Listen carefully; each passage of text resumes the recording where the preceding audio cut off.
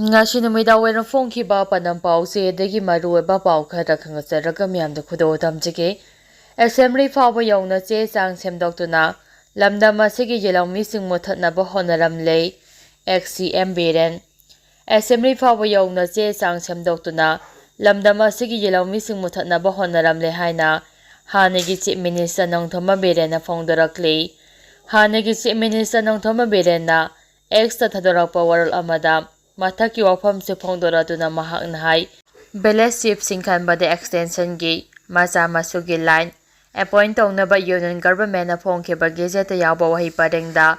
of haina iriba wahi bo or haina onthoklaga extension da natana appointment su chana halamle asiguma phibam phawba leirabana miyam politics sanaba toklasi leba asi amukta hana kalam khisi haide mamangai dige sanaklaba niyom thugaraga khulkaya gi chief hapkrabage Anobo khul kaya sengmakhrabagi amade karamba sahida wahi semdoklambano thidoknaba inquiry tawinaba ngarang June 15 da Manipur gi governor Ajay Kumar Balada memorandum ama piduna taksingkhre haina su hanigi chief minister nongthoma Biren na phongdorakle XCM na governor da pisingkiba memorandum aduda rules of procedure and conduct of business ki makhada kumjalising masama pahumdragani thoida thokiba Manipur Legislative Assembly Hills Areas Committee Rules ke text adu semdoklamba thengnare India ke Parliament na pass tawkiba Origin Order adu ge Gazette of Indian Extraordinary suphongki adu bo Origin Gazette notification adu ge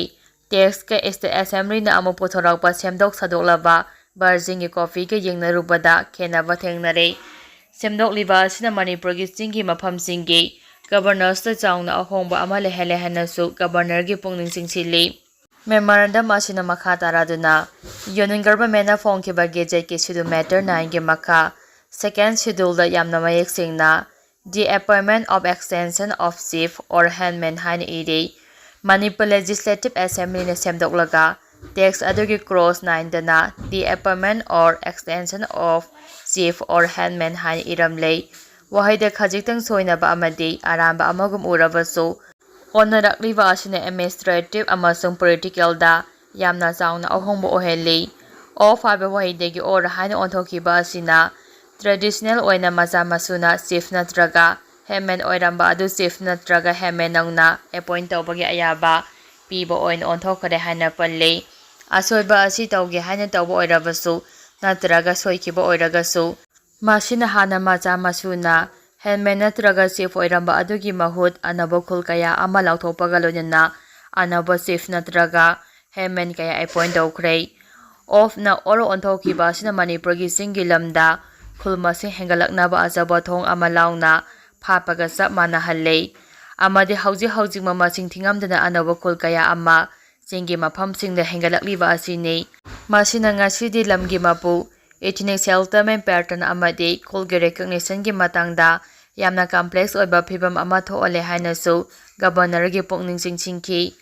lamdam asigi oidiba phibam amasung constitutional order amadi customary integrity bu preserve tawtuna thamba haibase yamna maru oiba wafam ama oibana leiriba issue asida governor na akanma meyeng changbiraga inquiry chathaduna karamba matamda kanagi authority makhada asiguma semdok sadawpagi thabak chathakibano haibasi thidokpiyu thigarpaga iroinana semdok sadokhraba provision asigi matangda Manipur da anaba khul kaya ama leirakhrabagi amadi anaba chief natraga handman kaya appoint tawkhrabagi haibasu kumna thigapina basu governor gi pungning singchingki loinana constitutional responsible person ama oiriba nahaki lusing makhada afaba Manipur gi tunglamchat amagi damak miyam khangna achumba adu Thidokpidina pothopirakani habagi thajabasu hanigi chief minister nongthoma Biren na governor da thamki makhatarapa pauda Gwaltabi kuki village leingak ki record leiramdre ming onthoklamba sing action lakhatnaba taksilagani sapam kangleipal leingak ki tribal affairs and hills department na Gwaltabi kuki village haiba record leite hana mayek singna khangalakhrei maram asina athuba matamda Gwaltabi khulbu Gwaltabi kuki village hana ming ontholamba singi mathakta land resources department logi matung inna lokhapam thokpa sing lokhapiyu haina ai basiro pisinduna taksilagani haina RPI Athawale State Unit ki Vice President Sapam Kanglei Maitena Fongdokre Ngasi Manipur Press Clubki Kabru Hall Pangthopa Pamisinga Unaba Amada Mahakna Makata na hai Hauzik Thokliba Irang asigi Irang Hawalakpa Methada Gwaltabi Khul Mai Thaba Yauna Sana Sabi Yingang Pobi Thana Popi Amadi Sabokong Khunau da Landarakpadagi Miyamna ngasi Phaba Khulsing asi Kannaba Hotnaduna Lakhibani Asigumba Tamphama Asida Gwaltabi Khulgi Mamingda Gwaltabi kuki village hana thonjilakpana maram oiraga tangai fadana legal lake kalahunaba RTI thaduna achumba khangdoknaba honarakpani amadi sahi asigi me 18 da mari leinabasingda Gwaltabi khola asi kuki village ne hana thajinduna munnaba honarakpada RTI tharaba matung ngarang tribal affairs and health department na Gwaltabi kuki khul kauba leite hana mayek singna phongdorakhibani Gwaltabi khul asi kanglup phurup khaidena nungsi chananna laminaраklaba khul amani adubu sahi ani helaklaba irang asi haurakpa matamdagi Gwaltabi khul asi kuki singa tumna mai thadoktuna talakpani matamgi matung ina laibaksida tangdu laitaba hanjil aklaba matungda Gwaltabi khul amuk mahausagum khunda halakkini maram ajinu Gwaltabi khulga khullona riba khunja singna Gwaltabi ga mari leinaba nattana Travel Affairs and Health Department masak khangdaba Gwaltabi kuki village asiga makhal amategi agreement natraga communication amada thambidanaba Kangleipolna appeal tawki makhatara papawda COVID 19 positive oire haukiba pung kumari asida miyoi 19 nongna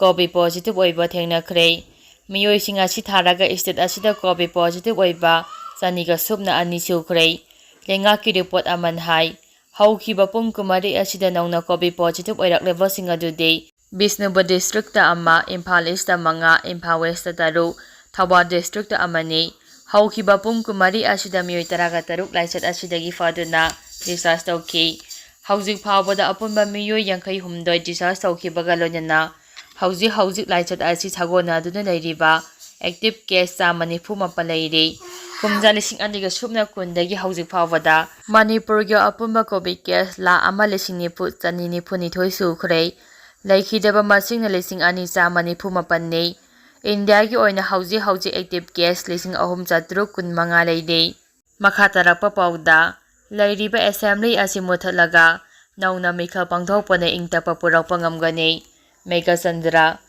hauji leiriba state assembly asi dissolve tawraga nauna mikhal pangthokpane lamdam asida ingtapa hanjilakpa ngamgani haina Manipur Pradesh Congress Committee MPCC gi president MLA Kaisa Mega Chandra na phongdokhrei